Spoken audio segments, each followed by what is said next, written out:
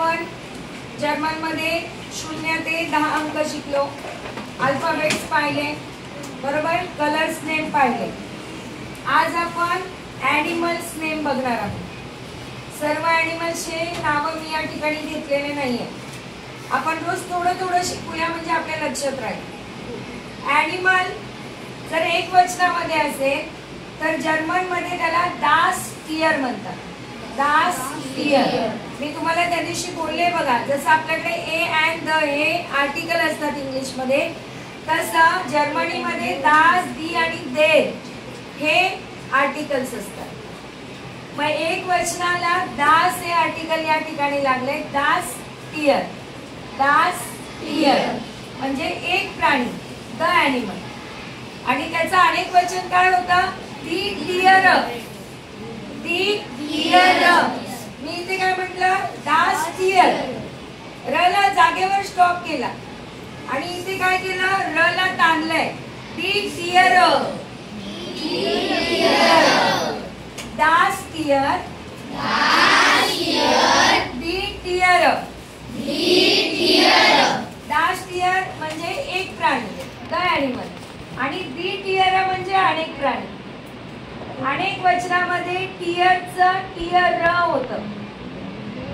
Okay, तर आपण या ठिकाणी काही प्राण्यांची नावं बघूया. पहिलं आहे काटचं. झेडचा उच्चार च सारखा करायचा. काटचं. काटचं म्हणजे कॅट.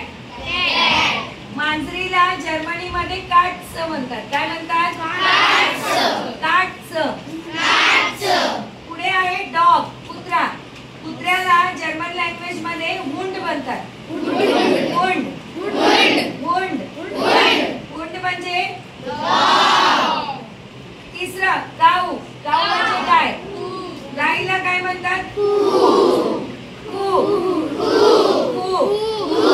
उच्चार स्पेलिंग काय बघा, KU याचे, पण KU चा उच्चार खू असा केला जातो. खू.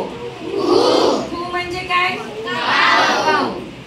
पुढे जिराफची स्पेलिंग सेम आहे पण उच्चारात थोडासा फरक आहे. जिराफला काय म्हणतात? जिराफ. जिराफ. जिराफ. खाली गोट. चीग. इथे पण आपण बघा झेडचा उच्चार च केलाय, इथे पण झेड आलाय. झीग नाही म्हटलं आपण, सीग. सीग. स म्हणा, च नका म्हणू. सीग. अँड द लास्ट वन, तुमच्या सगळ्यांचा आवडता प्राणी मंकीला जर्मन लँग्वेज मध्ये आव म्हणतात. काय